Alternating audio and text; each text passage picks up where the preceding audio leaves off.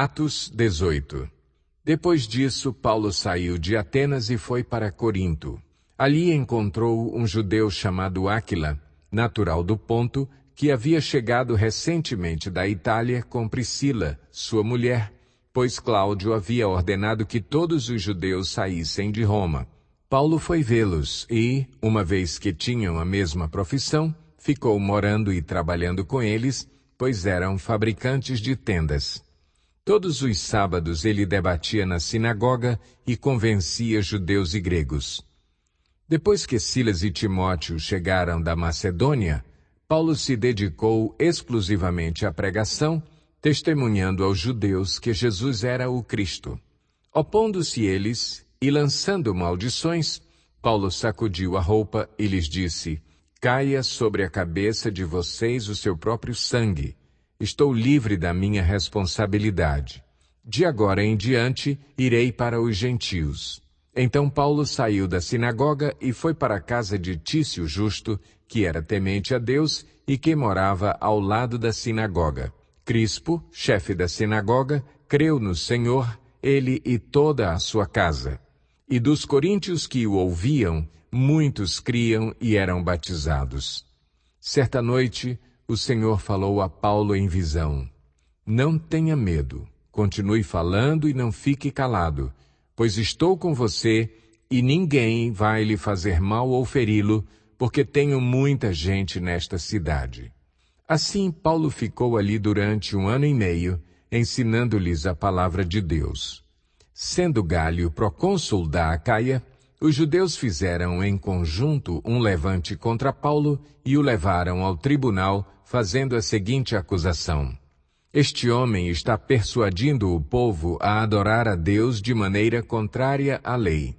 Quando Paulo ia começar a falar, Gálio disse aos judeus: se vocês, judeus, estivessem apresentando queixa de algum delito ou crime grave, seria razoável que eu os ouvisse. Mas, visto que se trata de uma questão de palavras e nomes de sua própria lei, resolvam o problema vocês mesmos. Não serei juiz dessas coisas. E mandou expulsá-los do tribunal. Então todos se voltaram contra Sóstenes, o chefe da sinagoga, e o espancaram diante do tribunal. Mas Gálio não demonstrou nenhuma preocupação com isso. Paulo permaneceu em Corinto por algum tempo. Depois despediu-se dos irmãos e navegou para a Síria, acompanhado de Priscila e Áquila. Antes de embarcar, rapou a cabeça em Cencreia, devido a um voto que havia feito. Chegaram a Éfeso, onde Paulo deixou Priscila e Áquila. Ele, porém, entrando na sinagoga, começou a debater com os judeus. Pedindo eles que ficasse mais tempo, não cedeu. Mas, ao partir, prometeu: voltarei, se for da vontade de Deus. Então, embarcando, partiu de Éfeso. Ao chegar a Cesareia, subiu até a igreja para saudá-la e depois desceu para Antioquia. Depois de passar algum tempo em Antioquia, Paulo partiu dali e viajou por toda a região da Galácia e da Frígia, fortalecendo todos os discípulos. Enquanto isso, um judeu chamado Apolo, natural de Alexandria, chegou a Éfeso. Ele era homem culto e tinha grande conhecimento das Escrituras.